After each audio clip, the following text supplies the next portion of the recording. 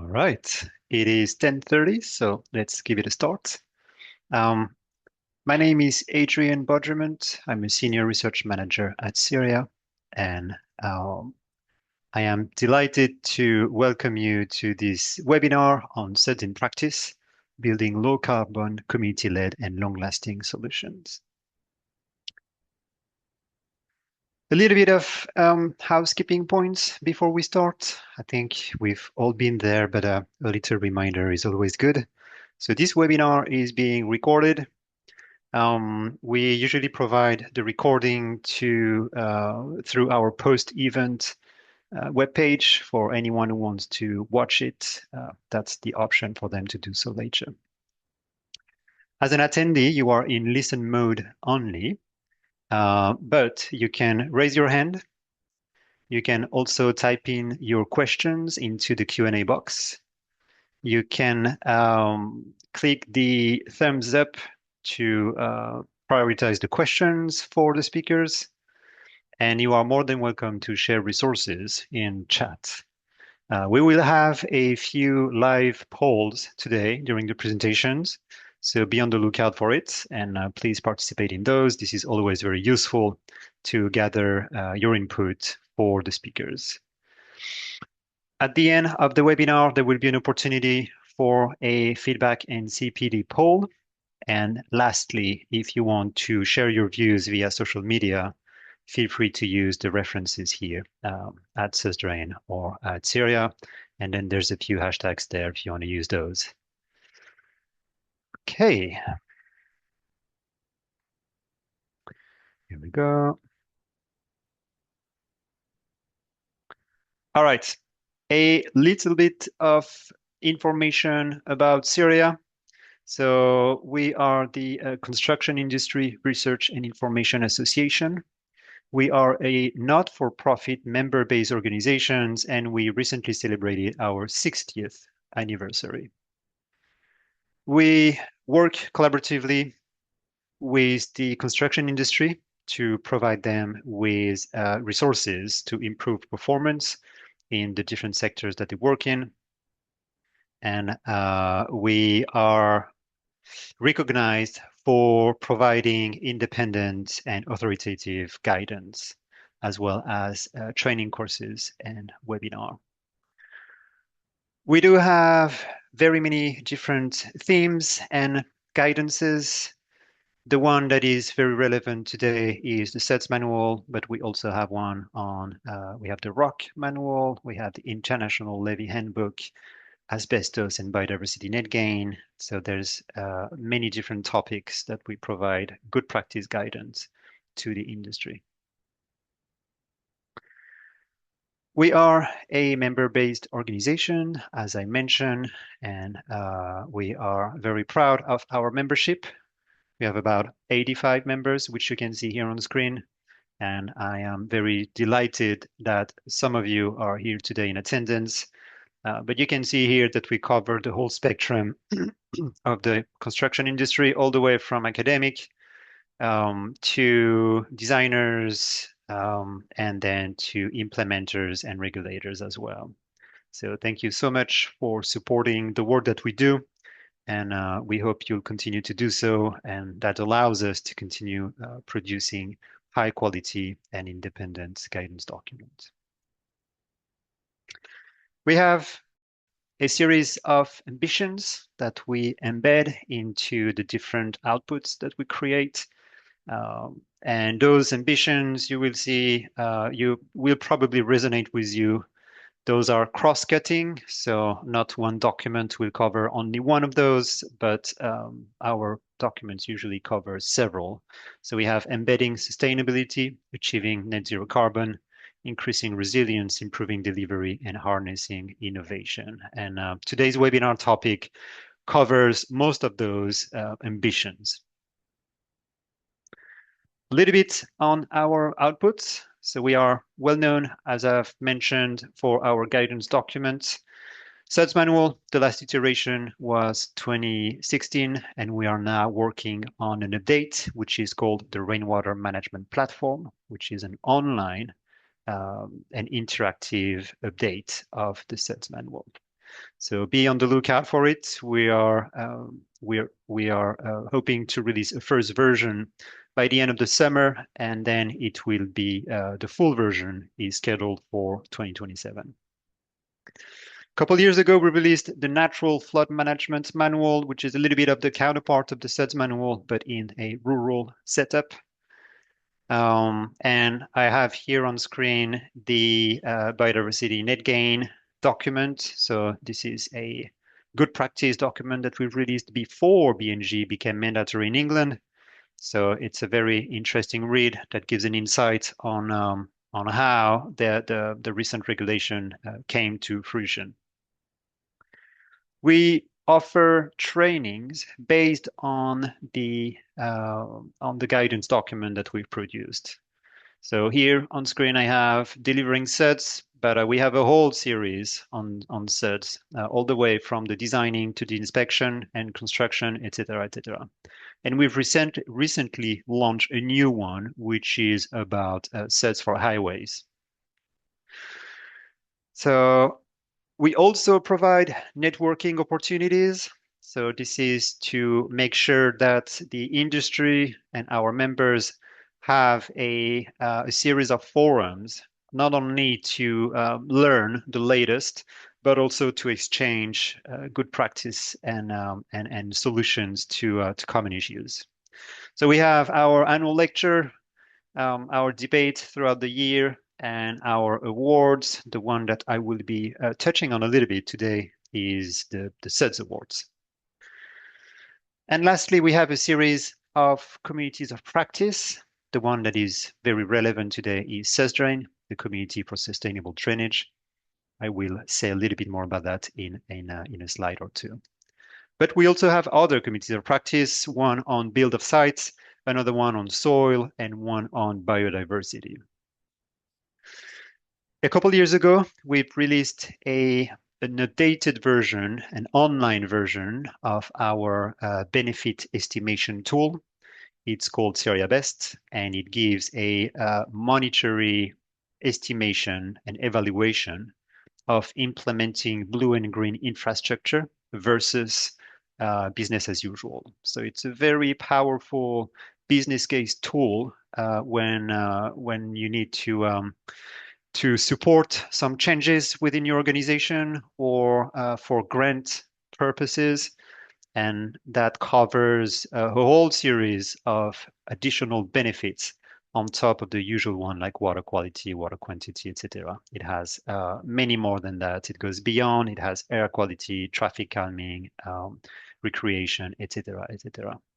It is a licensed tool. But we offer a free trial. So if you want to give it a try, see if it fits, if it meets your needs, feel free to drop us a line and I will do that for you.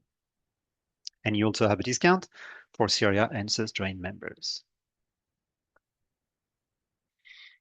Okay, so SuDS, the community of practice that I've mentioned, it's really a knowledge platform.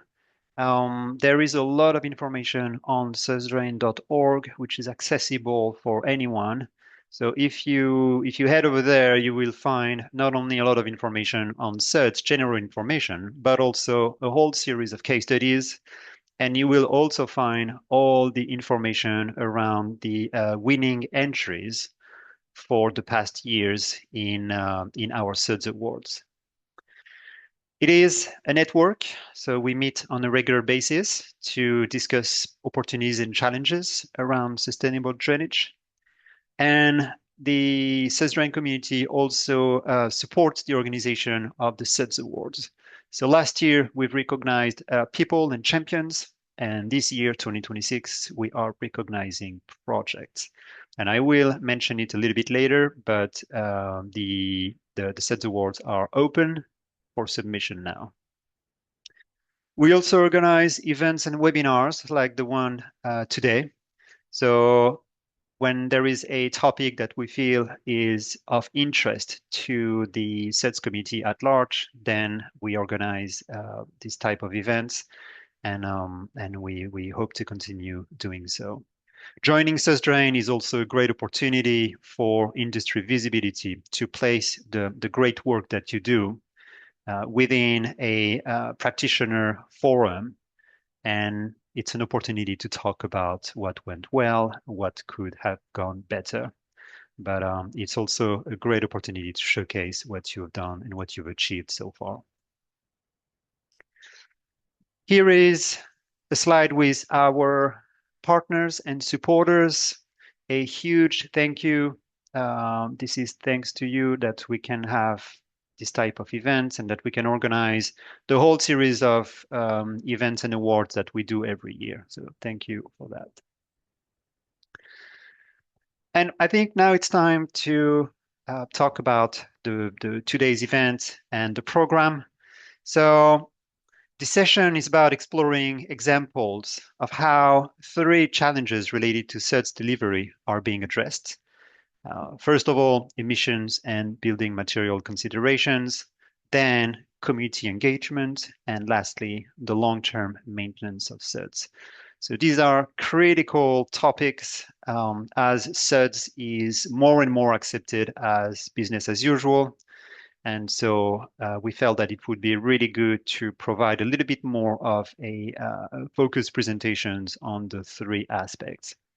But it's not just about hearing on those topics. It is also about hearing from recognized practitioners in the SuDS industry. The 3 speakers that we have today are winners from last year's SuDS Champions Awards.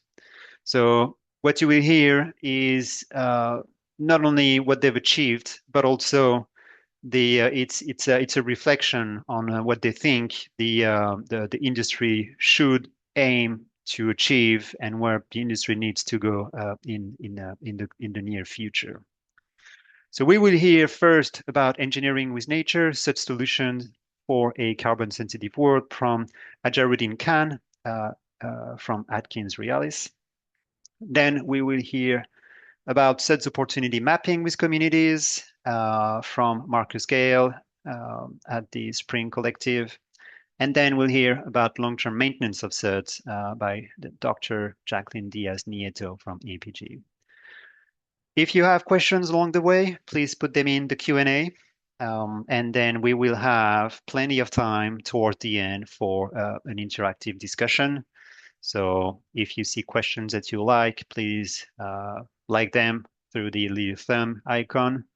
And that will be very useful for myself, actually, to prioritize the question that I'm going to ask to the speakers.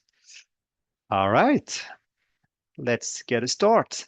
So first of all, please, can I welcome Ajaruddin Khan, drainage design engineer at Atkins Realis, and Ajaruddin won the Rising Star SuDS Champion 2025 award. So welcome, Ajaruddin, and please, if you can put your camera on, you can start your presentation. Thanks, Adrian. Thank you for the wonderful introduction. Yeah, so before we start talking about SuDS, I want to start by talking about the Mansfield town of Nottinghamshire that perfectly illustrates why this conversation matters. Mansfield is a town facing flooding from every direction. It historically has experienced fluvial flooding from the River Mon and its tributaries, surface water flooding when intense rainfall overwhelms drains due to the dense development, steep topography, and severe flooding during heavy storms. Recent events like Storm Babette left streets underwater and forced major road closures across the district. This shows that we are facing a 21st century rainfall with 20th century drainage system, and that gap is exactly what today's discussion is about. Before we move on, I want to ask a question. Can we have the poll, please? If we can have the poll. Yep, the poll is incoming. Just yeah, here it is. Yeah. So a quick question that when we are designing the drainage networks, what fails first during extreme rainfall? Is it the drainage capacity, surface water flow paths, assumptions, rainfall intensity? You might now have the option to select the one of them.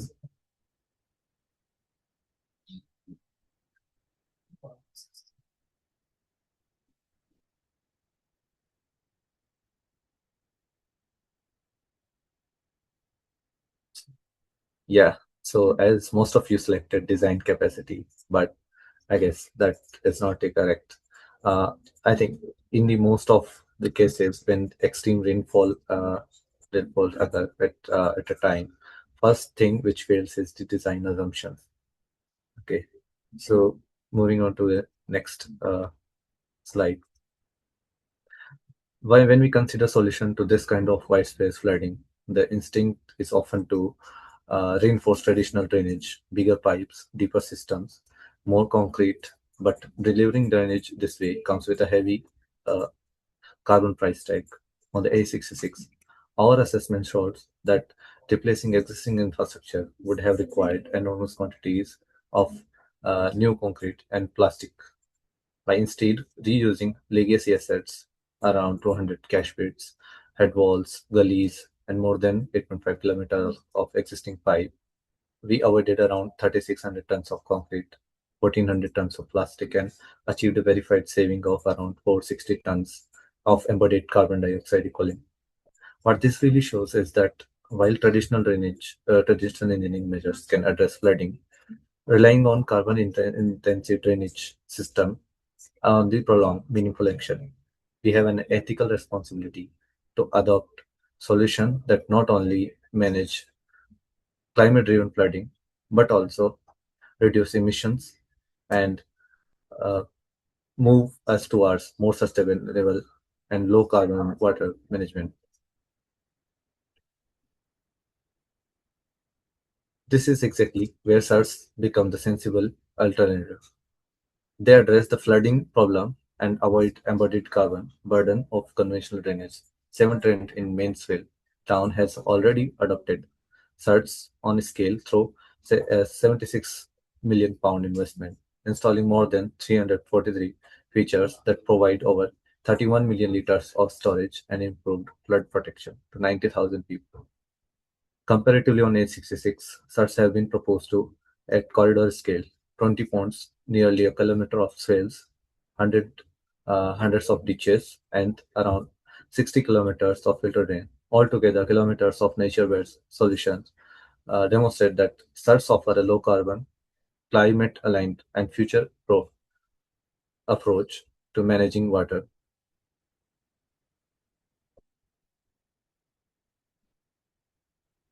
Before moving on, I would like to have one more question. So, can you hear the poll? So which search component gives the biggest long-term benefit? You can select the options.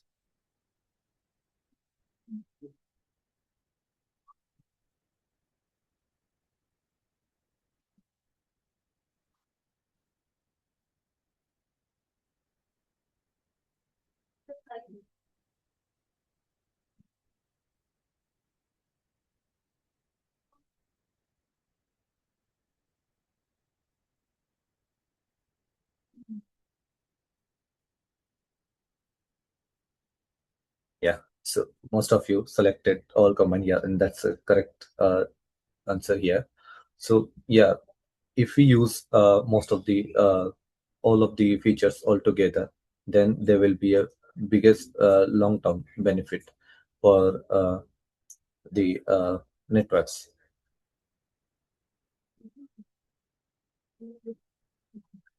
So moving on. So I will be talking briefly about benefits also of sustainable urban drainage systems. So the community benefits of SERTs extend far beyond water management. On the A66 features as naturalized detention ponds, swales, and filter drains will enhance biodiversity and improve local amenity. Using the engagement tools like Civil 3D visualizations and also played an important role by helping the stakeholders clearly understand how search function and perform. Because search are visible and nature based, they help build long term community trust and stewardship, something conventional underground drainage cannot deliver. With this benefits, we also face some challenges. Uh, Search of adoption still faces barriers. Stakeholders often have concern about maintenance, reliability, perception, cost, understanding, contractor familiarity, and lack of prominent case studies. These challenges uh, slow widespread adoption, even when evidence clearly supports search as a resilient, long-lasting solution.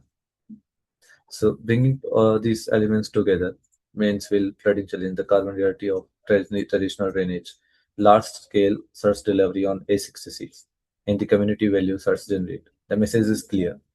Search should no longer be seen as an optional.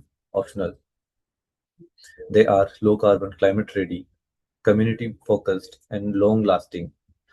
My work shows that SaaS can be on and should be default approach for modern drainage design. Yeah, thank you.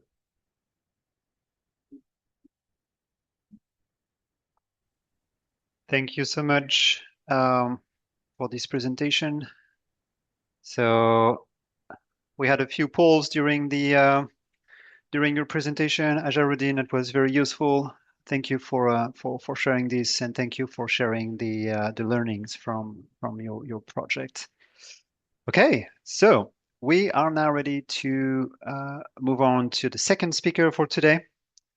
So I am delighted to welcome Marcus Gale, Director at Spring Collective UK, and Marcus won the Search Champion 2025 in the Experienced Professional category. And today, Marcus is here to talk to us about pathways to community flood resilience and how community is one of the most important aspects to the successful delivery of CERTs. Marcus, if you want to turn Yeah, your camera on. Yep, yeah, I think I'm on. yep, you are all good. Okay, thanks for the introduction, Adrian. Cheers.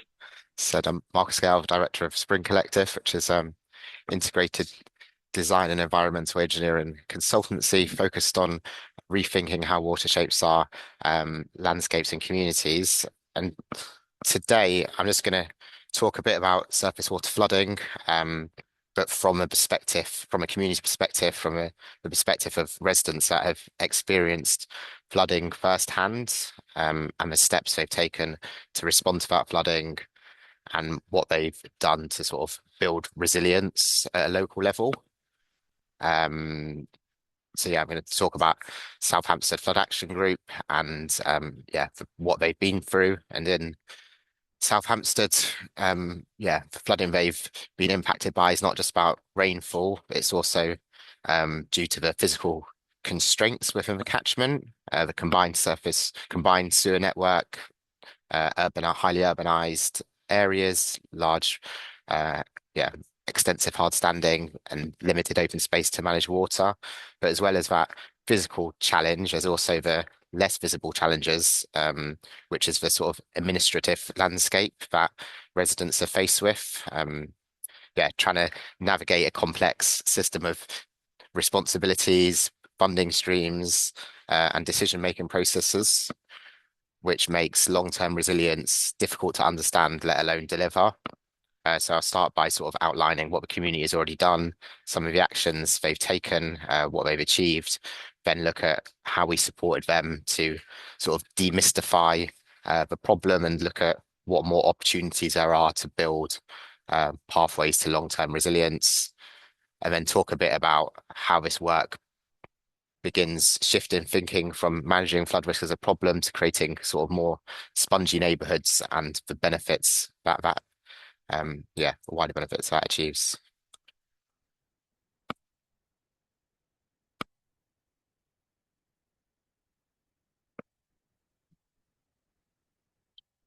So these are sort of images of flooding incidents in July 2021.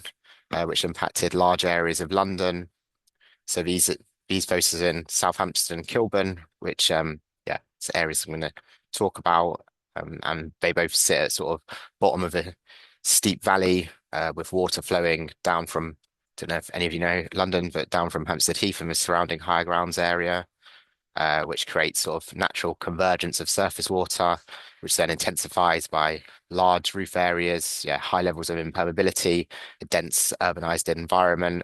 And I think ultimately this is quite a sort of more affluent area of London, but the impacts of flooding aren't, even within affluent areas, aren't felt evenly. Many of the worst affected properties are basement or lower ground flats, which are often occupied by older and more vulnerable residents. So yeah, these streets and the neighborhoods haven't just been impacted by a one-off surface water flooding event, but they've been flooded sort of 3 times in the past 50 years. And I think what's also interesting is that actually the modeled surface water flood risk and what they've experienced doesn't quite align, which also uh, creates a sort of another challenge from a resident's perspective and understanding how their risk is perceived and potentially responded to by risk management authorities. So since those 2021 flooding, the residents came together to form a flood action group, which focused on improving their resilience to flooding. And they made some really strong early progress around sort of community awareness and communication, providing information for residents on how to respond to flooding, but also organized events to increase property level resilience. And but what was more difficult was actually building a sort of longer term strategy, because ultimately flood risk and reducing flood risk requires you to deal with managing volumes of water throughout a catchment and sort of reducing and slowing those peak flows. And I guess it's particularly challenging from a resident's perspective because ultimately they don't hold the power, they don't have a responsibility, they're not risk management authorities, they're not major landowners, they're not infrastructure providers. So how can they meaningfully influence change? And I think if you put your if you put yourself in the position of a resident being impacted by flooding and someone tries to explain the responsibility of water and management responsibilities to do with water, you'd be pretty confused. Yeah. See on where rain falls, that responsibility is a thing of the individual landowners, the property owners, the local authorities. On the roads, it's the highways authorities, local councils, TfL. And then within the sewers, the responsibilities of water companies. I guess there's some point when water goes down a gully, and it's still the responsibility of the highways authority, and at some unnoticeable point underground, it then changes to responsibility of a water company. Yeah, and obviously the Environment Agency, these local flood authorities all have responsibilities. And I think within South Hampstead, they were experienced by, apologies, the flooding that they experienced was both coming overland from the surface, from the highway, but also surcharging from sewers into properties. So I think what's particularly difficult and a key barrier to them building resilience is ultimately those risk management authorities and their responses to flood risk. So yeah, local authorities have a responsibility for managing local flood risk, so it's surface water flood risk. But in reality, capacity from local authority to local authority varies massively. And some councils have dedicated flood teams, others have little or no resource. And I think critically, like resourcing isn't always aligned with flood risk. So I guess from a resident's perspective, it's you've been flooded, but yeah, the system around you doesn't necessarily support long-term change to that flood risk.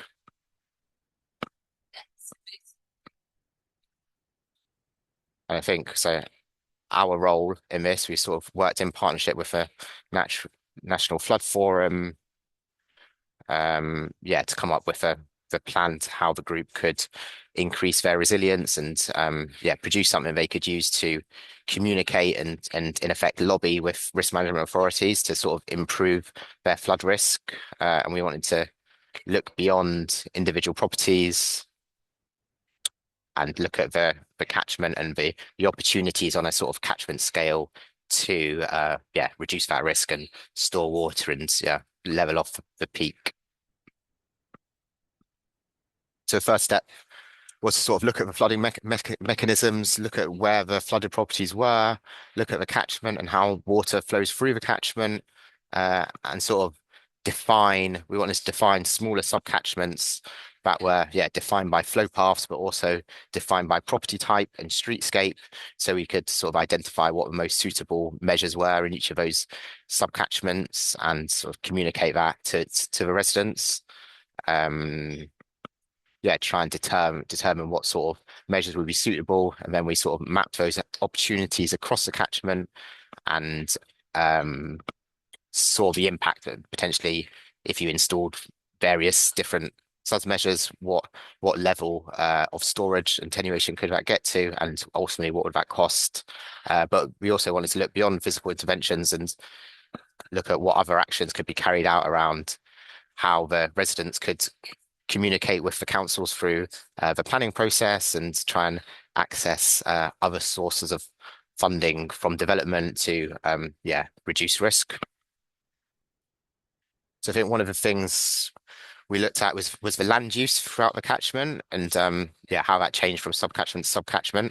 But I think what was really interesting in total over the whole catchment, the largest amount of impermeable surface wasn't roads, but they're private roofs. So almost 1.5 times the size of a public highway was private roofs, and at the same time, a significant portion of catchment is made up of private gardens. So I think what's sort of interesting, I think mainly in flood risk, we're obviously focus on the solutions that are easiest, and that's generally the public highway because the local flood authority are delivering those solutions. But how could we look at beyond that and look at sort of private housing and private gardens, and potentially could we sort of encourage homeowners to do more and install property measures? And alongside this, we came up with a sort of process to prioritize different SuDS interventions across the catchment. Apologies. Oh.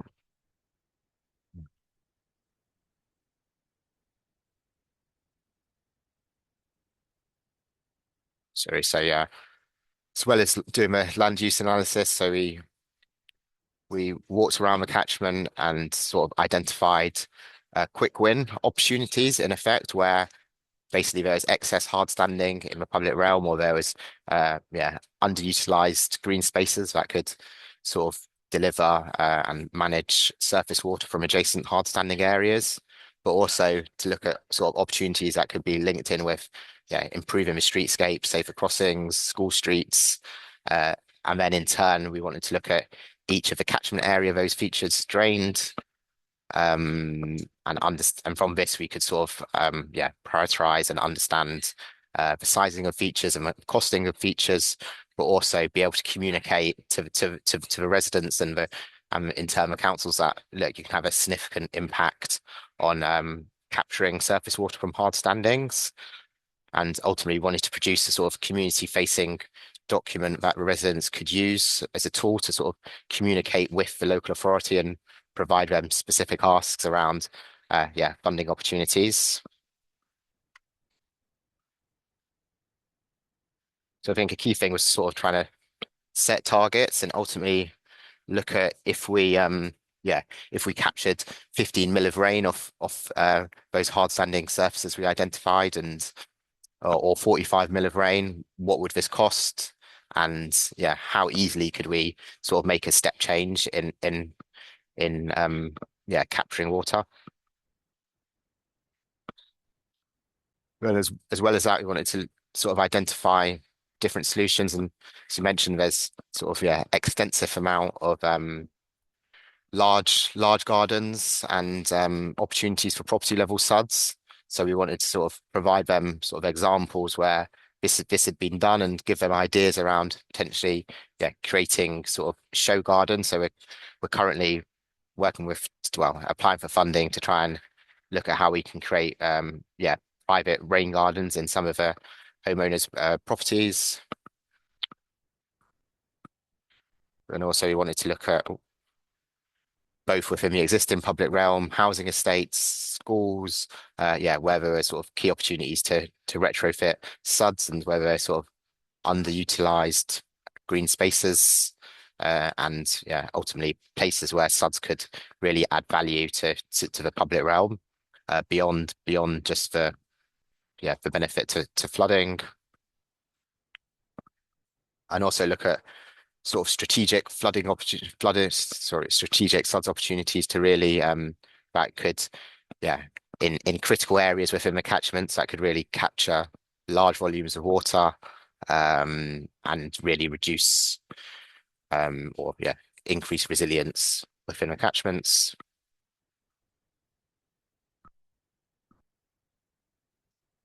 I think what was key was trying to give the residents sort of actionable short-term and medium-term ideas around how they can access more funding or how they can talk to the councils and talk to their local councils to ensure that local authorities aren't missing opportunities to secure funding.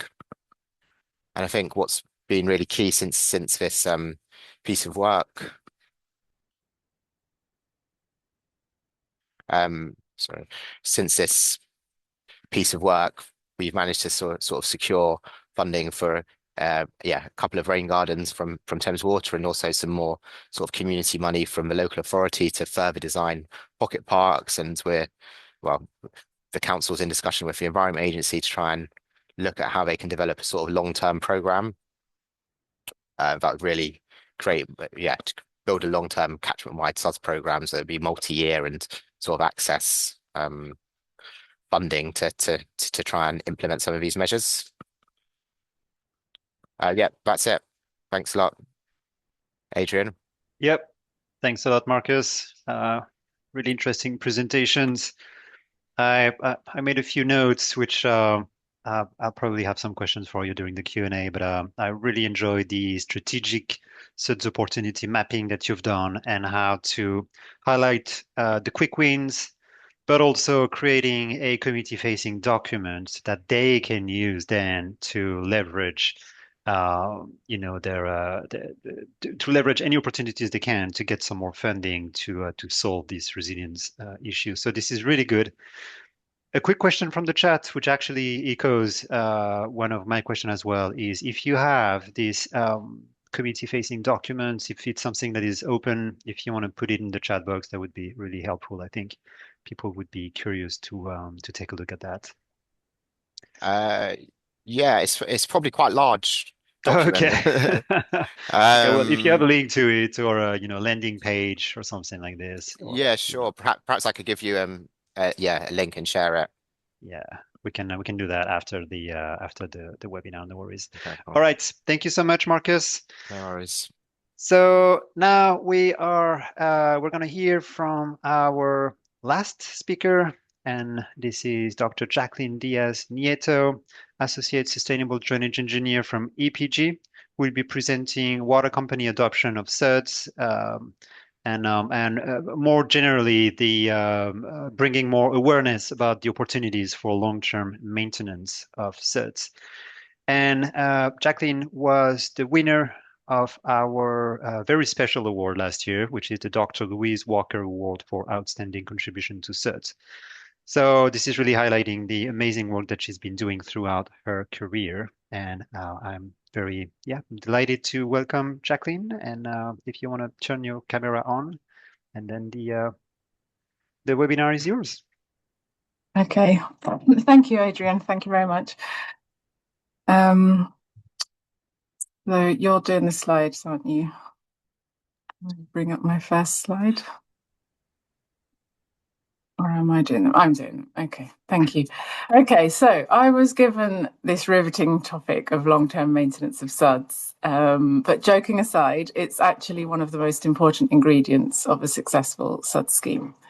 So we often focus on the design, the hydraulic modelling, landscaping, or multifunctional benefits, but if no one is responsible for maintaining those assets, those benefits quickly disappear.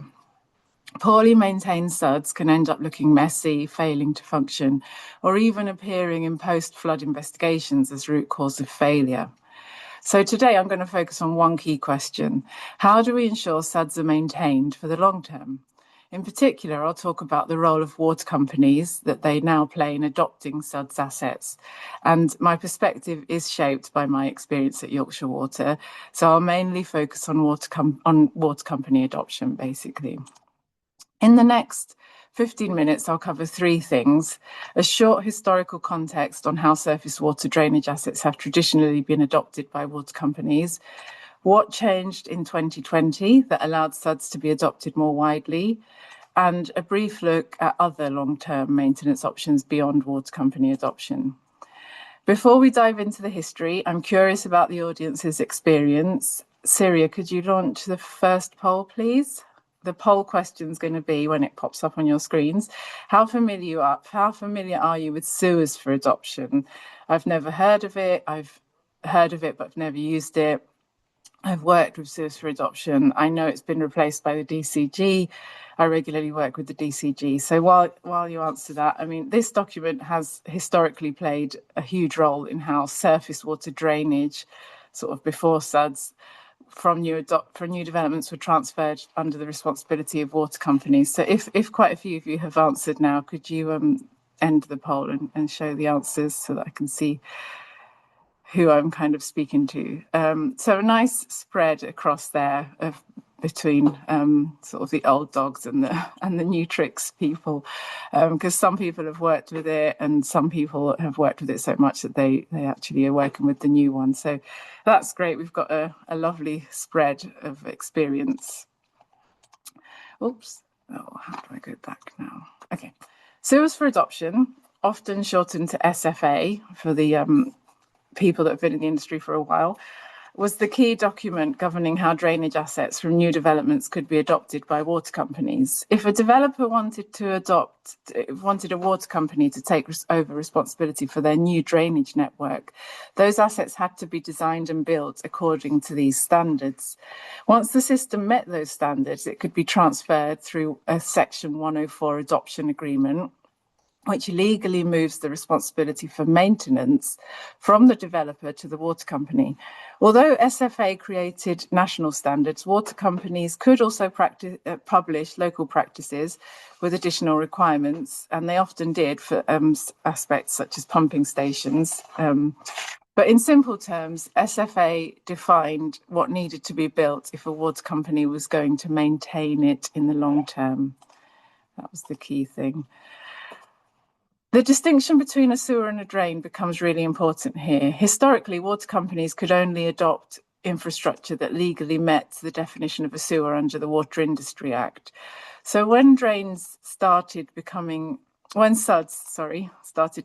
more common, a key industry question arose: can SuDS actually be considered sewers? If they could, water companies could adopt them under existing legislation. If not, it would require a change in law, which is a much longer process. Much of the industry discussion therefore focused on interpreting SuDS components within the existing framework for surface water sewers. And this legal nuance still influences which SuDS can be adopted today by the water companies. Before moving on to SuDS adoption, there's another piece of industry history that helps explain how things evolved. Many of you may have heard of the Section 24 sewers. This term is often used for private sewers serving multiple properties that had not been ever adopted by water companies, because they were typically referred to sewers built pre-1937, so pre the Water Industry Act, that later became public in 2011. making the local water or sewerage company responsible for their maintenance. So it's all about the maintenance. Before 2011, before they transferred, residents connected to these types of pipes were technically responsible for their own maintenance. In practice, this often caused disputes and resulted in blocked or poorly maintained sewers.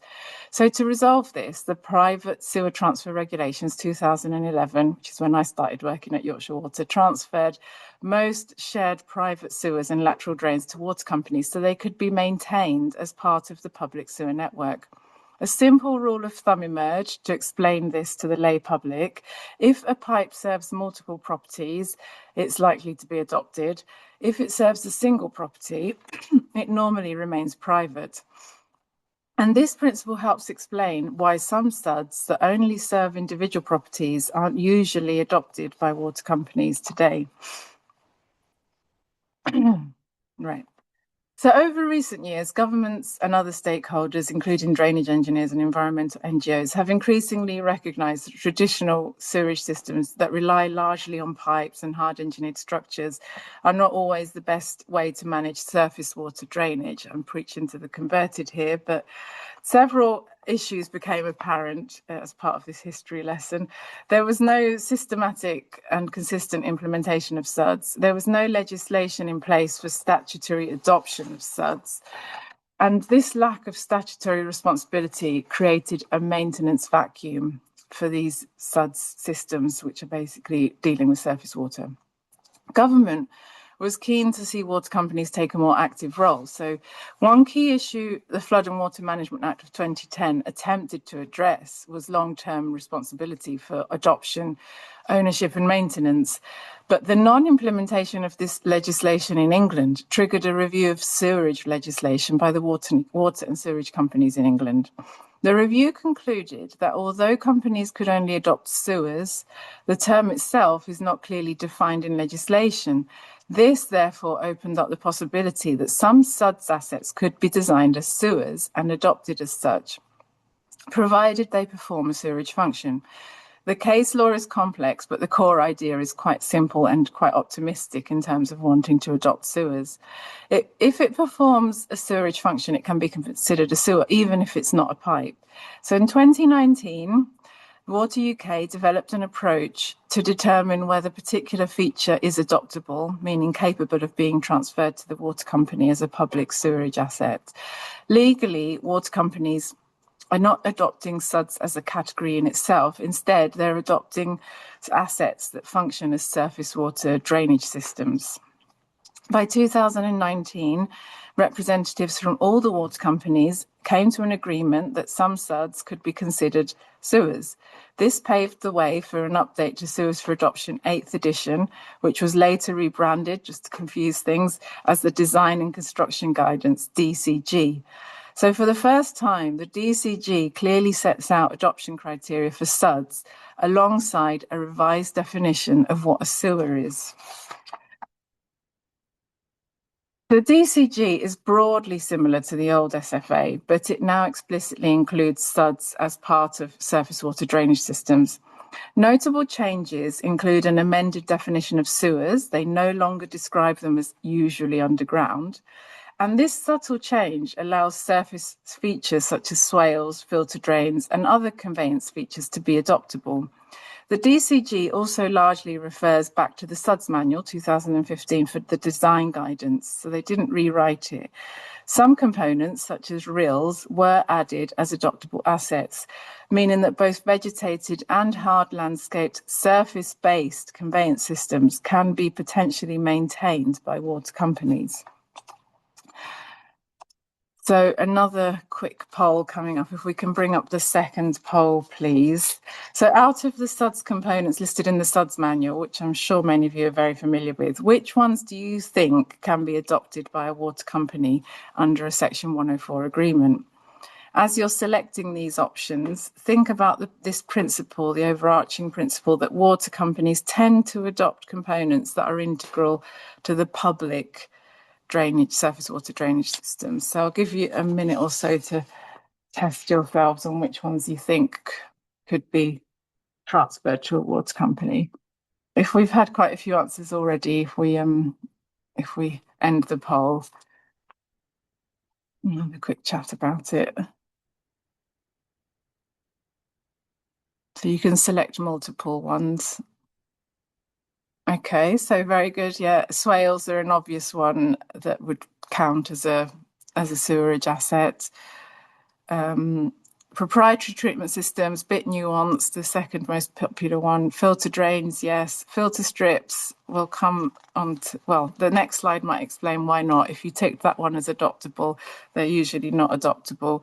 Infiltration systems are, and yes, great. Most of you, there hasn't been a great uptake for rainwater harvesting and green roofs because they tend to be sort of property level SuDS, just serving one property, so that they wouldn't usually be adopted. So great news, your thinking is along the right lines. So we've had that poll. Yeah, so how did water companies fare and decide on what to adopt? A few guiding principles emerged from that document which you saw on the previous slide. Assets serving primarily streets or public space are usually not adoptable by the water company. For example, pervious pavements or tree pits in highways, because there are adoption routes via the Highways Act for that. Assets located entirely within private property, such as green roofs, rain gardens, water butts, or private yard features, are generally not adoptable by the water company. I've covered that in quite some detail. In summary, the main criterion is whether the asset contributes to shared surface water management. This distinction is central to the long-term maintenance and makes sense, really, because if the asset is adopted, because it's a shared public asset, the water company is responsible. If not, responsibility must sit with another authority, either the private owners or community groups, to maintain it in the long term. So how is adoption working in practice? Even before 2020, I can vouch for this, some water companies adopted SuDS at their discretion. They didn't need the update to allow them to do that. And these photos prove it. They're examples I took when I worked at Yorkshire Water of some SuDS that were already in water company ownership, operation and maintenance. Oh, now my next slide. Oh, giving away the thing. Last year, I reviewed the developer, having been out of the water industry for a few years, I reviewed the developer services web pages of all 9 water and sewerage water companies to understand how they're approaching SuDS adoption in practice, and 5 years on. I can't believe it's been 5 years. What's clear is that since the introduction of the DCG in 2020, the position across the industry has shifted quite significantly. All 9 water companies now acknowledge that certain SuDS features can be adopted as part of a surface water sewer system under the Section 104 agreement, provided they meet the required standards. However, adoption is still not mandatory. In reality, there is still a degree of uncertainty and negotiation involved in getting a scheme adopted, which can be a barrier. Another interesting point is the growing role of NAVs, new appointments and variations. These are smaller regulated providers, think of them as small water companies. They can take on water and wastewater services for new developments. Because they're newer and more flexible and growing, some NAVs may offer a more open approach to SuDS adoption, and this could become an increasingly important route in the future for long-term maintenance. So overall, looking at this, it's hard to argue that policy is the main blocker anymore. That's my next slide. So to build on that sort of desktop research, I wanted to understand what's actually happening in practice, not just the policy and what's being written on web pages. So I submitted an environmental information request to all 9 water and sewage companies asking about their SuDS adoption. This graph on the screen summarises their responses. Now, I will caveat this slightly because I did learn through their responses that there's quite a lot of variation in how different water companies record SuDS within their asset registers. So it's not a perfectly consistent data set. But even with that, a few things stand out. Firstly, SuDS adoption is happening both before and after the introduction of the DCG. Secondly, in several regions, there does appear to be an increase in adoption post-2020. You can see that on the graph, although not necessarily at the scale you might expect or want. And thirdly, in some cases, a large proportion of the SuDS assets have actually come through the capital programs rather than new development option. It's not on the graph, but it's on the table. And we heard about one of the programs today, Mansfield, from the first speaker. That was delivered through capital program rather than new development. So the key takeaway for me is that water company adoption of SuDS is now a genuine and viable route for long-term maintenance, but it's still developing and hasn't become business as usual across the industry. Finally, I haven't focused too much on alternatives. It's been very water company focused, but there are a few well-established routes for long-term SuDS maintenance. One is community-led maintenance, and Syria has produced some excellent guidance showing how this can work in practice, both for the practitioner and the risk management authority. Another option is local authority adoption. Many councils already take responsibility for SuDS located within public open space. This option of the local authority adoption is more similar to what happens in Wales, where they did embrace the Flood and Water Management Act and created SuDS approval bodies known as SABs. And the third option, which I discussed earlier, which is the NAVs, the new appointments and variations, the small new water companies. So all of these routes can work. But where water company currently, my opinion is where water company adoption is possible, under the current framework, I would argue it offers the most consistent and robust long-term maintenance model, given their statutory responsibilities and operational expertise. But feel free to ask me about that in the panel discussion. And that brings my talk to an end. Thank you very much. Thank you so much, Jacqueline. Amazing presentation. A lot of learnings here. You might have seen in the chat box that we've put it in a few links to some of the documents that were cited during the presentation. If there's more that we've missed, feel free to pop them in there as well. All right.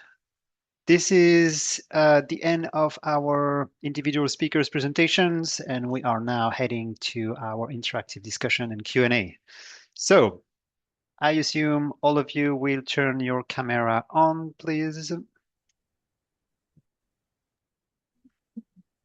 All right. If you have not submitted your question in the Q&A, please do so now. You still have the opportunity to add them in and to thumbs up the one that you are the most interested in. So feel free to do so. And I am going to start looking at those. Okay. All right. I'm going to start with a question for Marcus from Christina Refolo. Hi, Christina. Thank you for joining. Marcus, really interesting. What tools did you use for your cost-benefit ratio analysis to further investment and funding? Yeah, in this exercise is a pretty crude sort of assessment based on the sort of area of the potential area of the SuDS feature to get a cost per meter squared, and then looking at the catchment that drains into it, and just looking at is it on a like main flow path that would cause flooding. I think ideally the next step would be to sort of work with Camden Council and the Environment Agency to actually do a more of a sort of light modeling program to look at how much flood depths are reduced, basically, and then come up with a sort of more defensible cost benefit ratio that can be used to secure funding from the Environment Agency. I think ultimately different funders have different priorities. So if Thames Water, the sort of catchment area it drains, can be used as a mechanism to understand how much funding you could get towards it. Yeah, that's. Yep. Thank you. Thank you, Marcus. Christina, if you have a follow-up question, feel free to put it in the chat box. I'm going to take this opportunity to mention that we've produced a guide for the GLA about a year and a half ago now, which it's part of their reimagining rainwater, and it's part of their SuDS for Sector program. I'll put the URL in the chat box, but it has a section on strategic placement of SuDS and cost benefits, and it lays out a little bit of a process using open source tools to try to do this exercise with the data set that are available and trying to use those resources that are free and accessible online. So I'll put it in the chat box. Okay, let's go to the next question. I have a question which is I'm not sure who is it addressed to, but who should pay the surcharges and who owns the problem? I'm guessing this is relating to flooding. So I wonder if one of you would like to take that one on. Yeah, I'll give some thoughts on that. So I Thank think you. in terms of surface water flooding and drainage, surface water drainage, I think currently we've got quite a messy picture in England, at least, with water, because most of it is in urban areas where there are sewer catchments, but there's also surface water issues, and it's not very clear cut. It sort of opens the opportunity for a blame game really between the water companies that are generally responsible for the drainage infrastructure, although in some cases the local authorities also, and the local authorities working with the Environment Agency to get surface water flooding funding. So it's quite messy, really, I think, and difficult to attribute, source apportionment, risk ownership. But yeah, I mean, I think my personal opinion, based on my experience, is that it's a joint problem. Obviously, because we've got climate change causing more runoff, and gullies and inlets to the drainage system they have an upper limit. There's only so much they can let in. So, but also, because of water company investment in their assets haven't grown with climate change. So, it's very difficult to apportion who owns what part of the risk. Basically, it's probably a joint thing and very difficult to work out, how much each party should contribute to funding such schemes, which isn't great news for everyone because it just drags things out and things don't get solved. That's my opinion.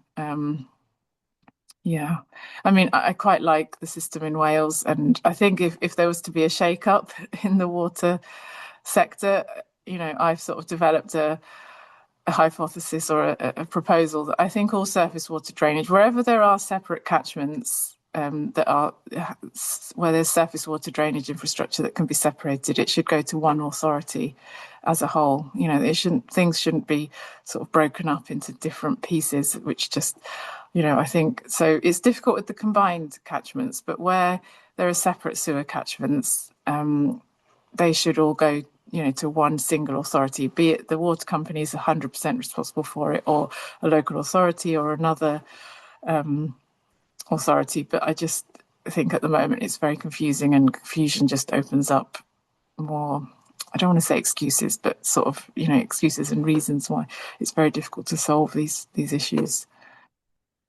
Thank you, Jacqueline. Any other thought, Marcus? You want to jump in? Yeah, I was just going to say, ultimately, yeah, the resident and the people impacted by the flooding pay for it, and unfortunately, that the fragmented system doesn't make it easy for people to respond to those issues. But I think there's things that the water companies and central government and local government can do to impact change. And like I think part of this thing is to look at sort of private properties and large roof areas, and ultimately we can incentivize people to store water where it falls, and it shouldn't necessarily be massively difficult to implement those changes. It just needs people to take responsibility and sort of communicate the benefit of SuDS really, and understand the wider benefits they can have, and yeah, make sensible decisions. But alas. Yeah, really good call. I mean, we have a proposal. Sorry, we're about to start a project on property level CERT, and this is all about this. It's how to remove the barriers for residents to access information on property level CERTs, but also for new builds on how to actually work with developers and local planning authorities to make property level certs the business as usual, something that is to be designed and constructed from day one, to make it like a feature of all new development. So it's a very yeah, it's a key thing. And as you said, I think you did in your presentation, like rainwater, rain falls everywhere, and so wherever we can catch it, slow it, spread it, that's a win for flood resilience. So thank you for that, Marcus. Okay, there was a follow-up from Nick on the chat about the unclear lines of responsibilities that appear to be a big part of the overall challenge. I think this is what Jacqueline and Marcus have responded to, so thank you for that. Another question is around SuDS maintenance and how this is key for its performance. The ambiguity of who is responsible for the maintenance is still a big issue. Is there any system in place to deal with this problem? I think it's a little bit of a follow-up to your comment, Jacqueline. I don't know if there's anything more in terms of the maintenance aspect that you'd like to add to clarify this point. I think I quite like the SuDS approval boards that have been set up in Wales, known as SABs. It's sort of in the right direction, and it aligns with what I was saying previously, that all surface water should be within one authority a bit more. It sort of points towards that, because the SuDS approval bodies, they have to approve the design, and then they take it on for maintenance, and it's statutory there. So all new developments are actually, it's mandatory. That's one of the problems we have in England. It's still not mandatory, so that that you've got to negotiate, and the water companies can still adopt piped traditional systems, and in a way you could argue it's easier for them to do that rather than to voluntarily push developers to do that. So I think I like that system more, and I can't hear any sort of major qualms from Wales come in that, oh, we shouldn't have done this. I know there are lots of lessons to be learned, and it's not perfect, and that's to be expected. But I think we should move towards a SAB system. And for those of you that don't know, and I don't know that much, but I know that the SABs are the local authorities. So it's quite significantly different to the English model now, at least for new development. And maybe the local authorities are better placed to deal with their surface water flooding, because they're more in tune with their local place. And they've already got the surface water responsibilities, but they don't have the responsibility for the underground. So that's where it all becomes a bit disjointed. So I would advocate for implementing Schedule 3 of the Flood and Water Management Act and creating SuDS approval bodies. And I think if that comes with a bit of a shake-up of the water industry, then the surface water charges could go to the local authorities. So then they can't argue that they are underfunded, which they probably are. But if we can do these things, because that's why I put in the slide about the public sewer transfer in 2011. That was a huge amount of assets that just were sort of landed on the water companies. If we can do that, we can do this. We can create SuDS approval bodies, and we can move the surface water charges into local authorities so that they've got greater sort of jurisdiction over their area and can sort of work to please their constituents and things like that. So a bit polemical. Yeah, thank you, Jacqueline. That's really good answer. Thanks a lot. Okay, a question for you, Ajaruddin. So from your presentation, how did the SuDS approach on the A66 reduce both flood risk and carbon? If you want to elaborate a bit on that, that would be great. Thank you so much.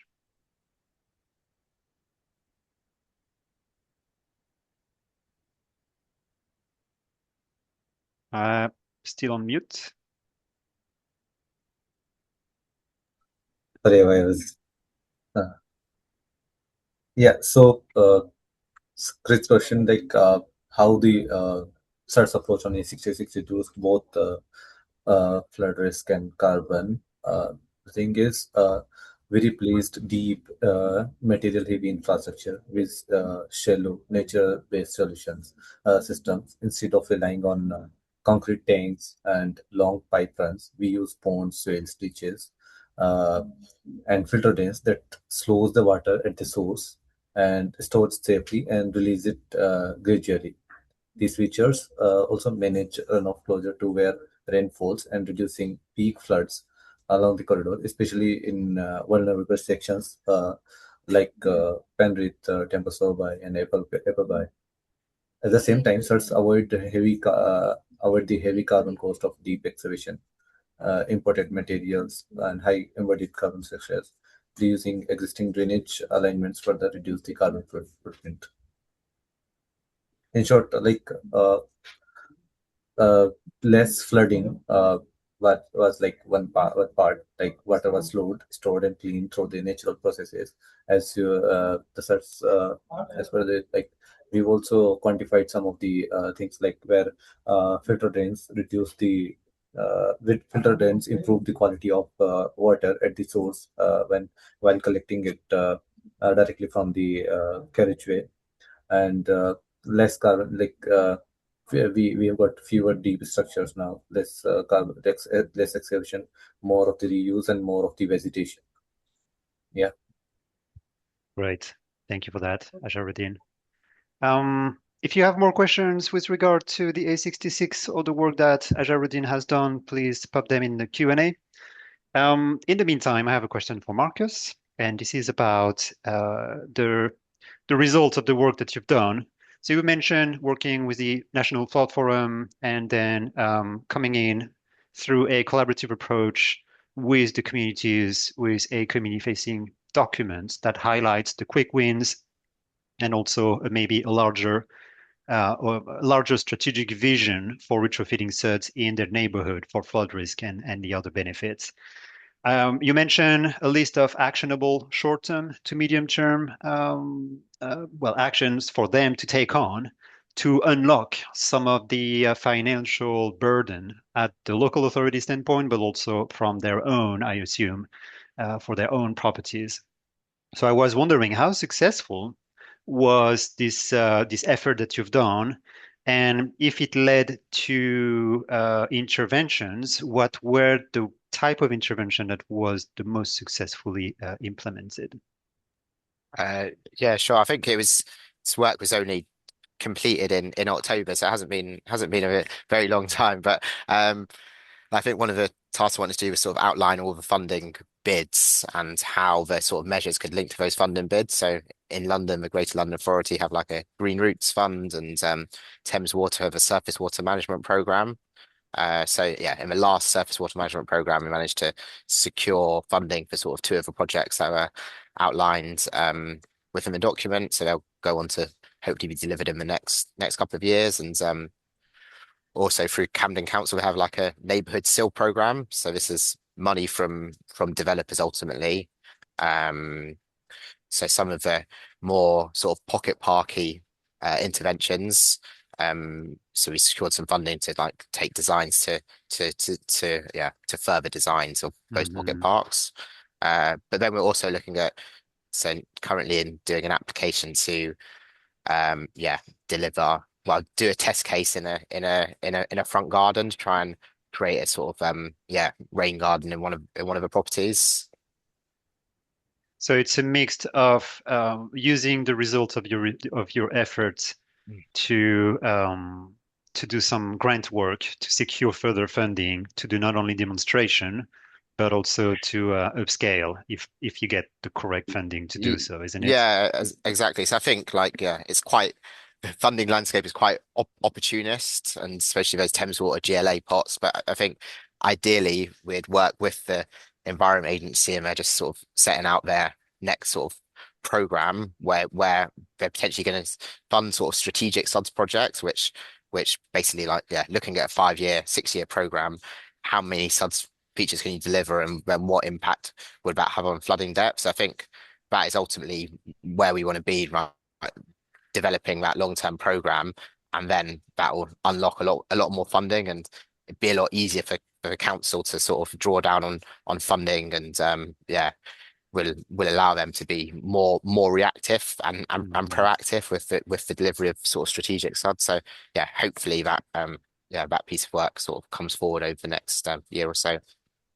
Great, thank you. This is a good transition to a conversation that has been happening on the Q&A, which is fantastic. Please keep it going. That's really good. Which is around SuDS for schools. And I mentioned that it's a good transition because the GLA has some funding opportunities to develop and increase the SuDS within schools remit. So the questions were, I think schools are a great candidate for SuDS, both primary and secondary. It's a great opportunity to combine water education, adaptation, habitat creation, and improve the school's landscape. Do the panel know of any good school projects they could share? It would help for a funding bid, I guess. And so that was a question from Claire Thurwald. Thank you so much for this. And then Laura McGowan, thanks a lot for jumping in. And Laura has provided a few examples from the SuDS website. So this is a good opportunity to indeed flag that not only if you go to the case studies tab, you will see a lot of schools projects, but if you also go to the communities tab and the SuDS awards, if you go to the one from 2 years ago when we last had the project awards, you will find a dedicated category for SuDS for schools, and you will see the winners and highly commended ones. So that's also a good start to have some case studies and examples to start on your bid. But I would like to open this to our speakers as well. So what do you think are good SuDS for schools type of projects? And any advices or any feedback you want to share to the attendees?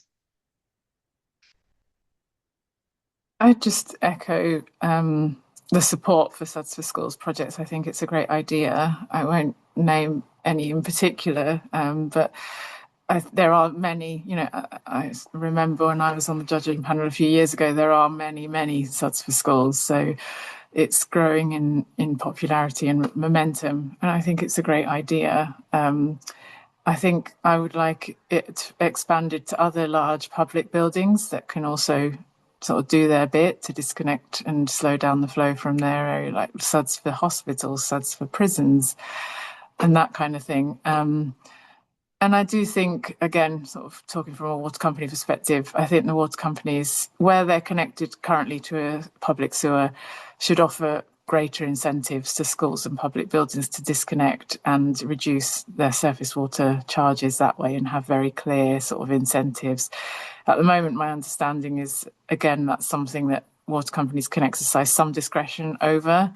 There is some guidance on, I think it's Ofwat that owns the guidance in terms of, I think currently legally you can only get discounts on your surface water drainage if you're entirely disconnected. But some water companies have gone a bit further and said, well, we'll do a sliding scale. And if you disconnect a bit, from the frequent events, we'll give you a bit of a discount.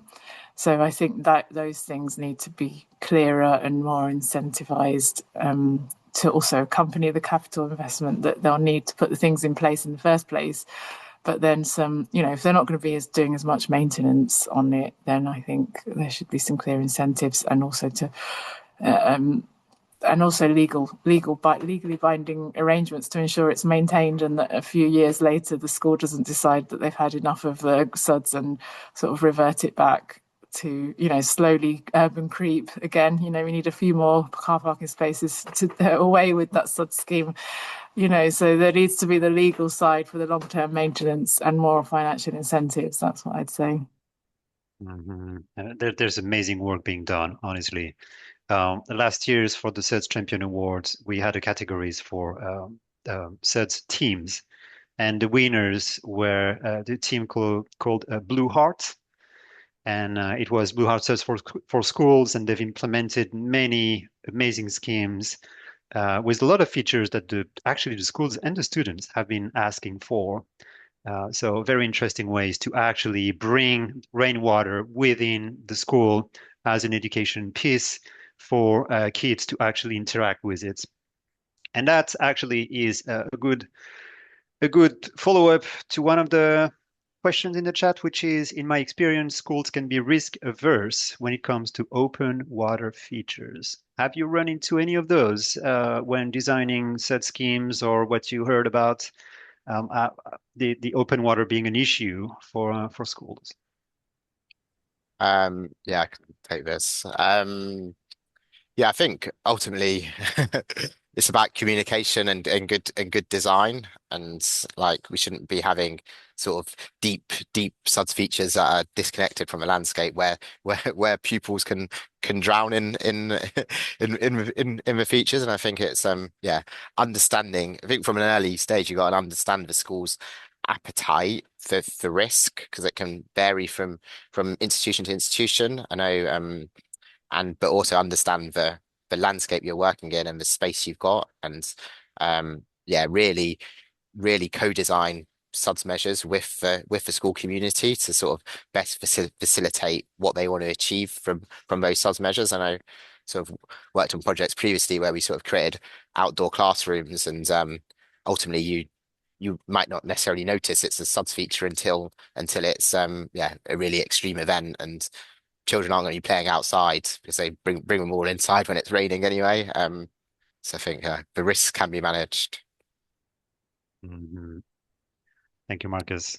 Any other comments on that one? All right, I have a question for Jacqueline from the Q&A box. How do you recommend local authorities better engage with water companies to encourage greater uptake of adoptable SuDS through developers? It would be great to see more water company adoptions based on challenges we see around management companies. Mm. Yeah, I mean, I can empathize with the question, because I do know from experience. I worked at another water company as well, so most of my SuDS work was based at Yorkshire, but I do know that, there was within the industry reluctance at first to want to adopt these SuDS assets because they saw them as extra liability. They're not no maintenance, they're just low maintenance. And so, they saw the maintenance aspect as a huge liability, and also just fear of the unknown, because they don't deal with green infrastructure at the time. So I can see where the question's coming from. I think the key is, I was quite surprised when I did my EIR request to see them all. They're all, and when I did my research, they all sort of openly say on their websites that they adopt SuDS. And in a way, there's another question about national standards.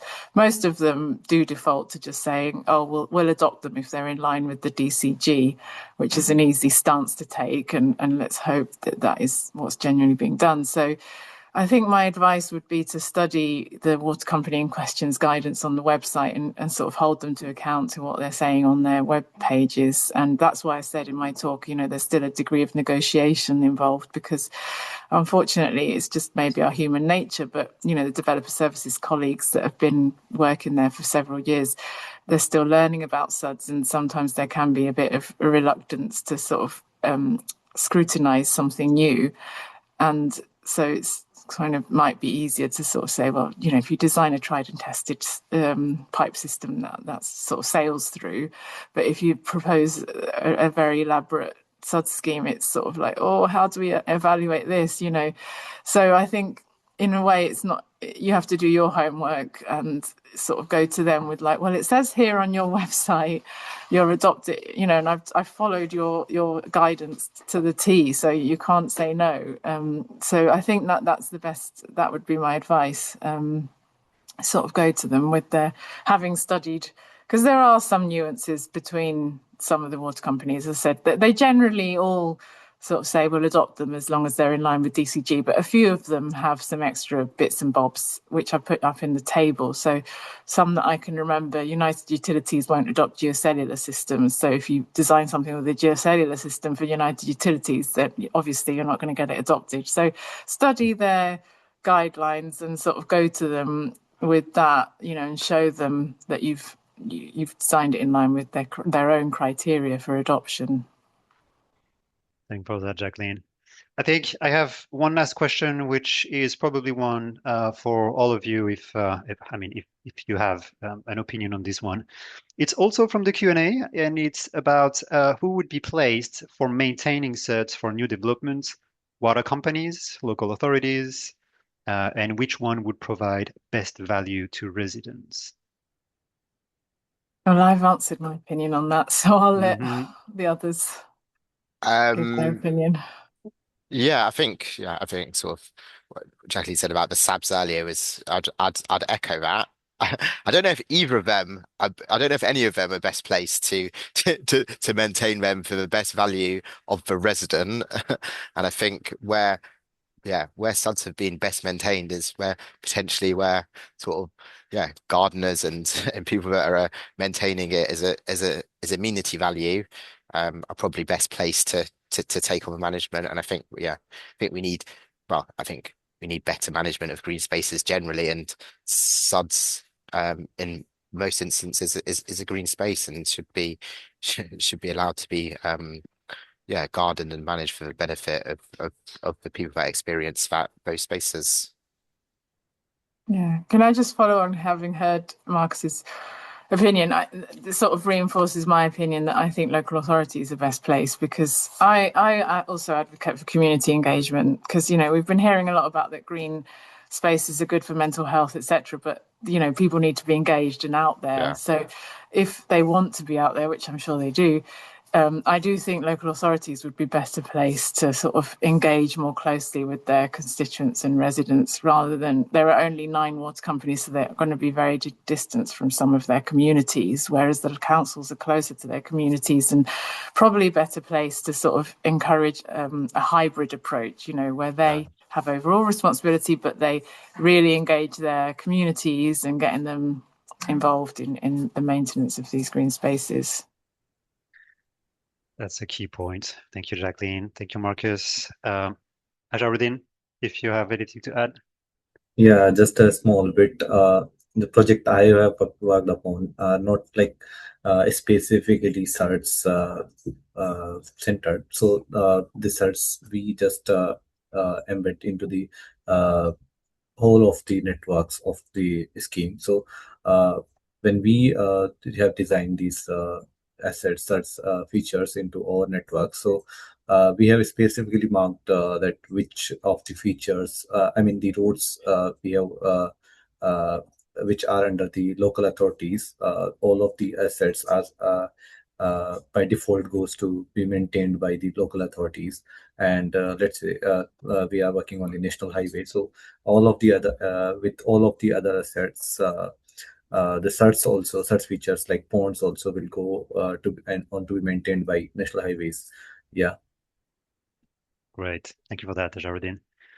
All right. I think what we heard today really around the key aspect of the search success revolves around the community engagement. I think this is a really strong message that we got from Marcus and Jacqueline as well. Ajaruddin, to some extent, it's really about making sure that they know they have access to the information of what is around them, what is accessible for them, and how they can have an impact within their local authorities or within their landscape. So this was really a really good conversation. Thank you so much for your input, the three of you. I will now just move on to the closing remarks. I just want to highlight something on the next slide, please. All right, so we have our feedback and CPD poll. If you want to do that now, feel free to do so. While you do so, I would like to thank all the participants for the very interesting questions that you've input into the Q&A. Apologies if we didn't go through all of them, but hopefully we did cover the main themes that you've put in your questions. If you have some follow-up questions on those, feel free to reach out. I'm sure myself and the speakers would be happy to try to provide an answer for you. All right, and while you do your feedback and CPD poll, I will move into the next slide, please. Thank you, Charlotte. Just an announcement. I've mentioned that the SuDS Award, sorry, previous one. The SuDS Awards are open for submission. You might have noticed that the deadline is actually tomorrow, but I am thrilled to announce that we are extending the deadline to give you a little bit more time to submit your great SuDS schemes that you've achieved in the past 2 years. And now the new deadline is the 15th of April. So you have now a bit more time to compile your projects and to send them to us. The ceremony that we will have is going to be at Newcastle on the 24th of June, and this is a great opportunity to hear about the projects and to discuss with your peers on all the barriers and opportunities that SuDS actually provide. We will have a tour, so we will go around the city to see and to talk about some SuDS schemes. So if you want to participate in this, I think the registration page is up or will be very soon. But you have a QR code here if you want to scan it, and that will get you there. All right, next slide, please. Just a reminder that we have trainings. I've mentioned it in my first slides, but we have a few coming in. So if you are interested in those, please scan the QR code and you can register for those. And next slide. All right, so we have a few other events. On 29th of April, we have a webinar on SuDS implementation for thriving biodiversity. So the linkage between biodiversity net gain and SuDS and how could they support one another and how that works actually in practice. Very interesting webinar to come. Please register. This is free to attend. Then we will have our celebration on 24th of June, as I mentioned. And in July, we have a webinar on PFAS. So that will also be a virtual conference. If you want to join in, head over to the Syria webpage. Before we're closing this webinar, I really want to give a huge thank you again to our speakers for sharing their insights. They have been recognized as leaders in the SuDS world through their championing of good practice around sustainable drainage. And it's been really interesting to hear their opinions and the work that they're doing in really pushing the SuDS agenda as far as they can. So it becomes the work as usual, and we see more SuDS around our landscapes. And with that, I would like to, wish you all a great afternoon, and we will see you soon at the next SuDS Drain webinar. Thanks a lot.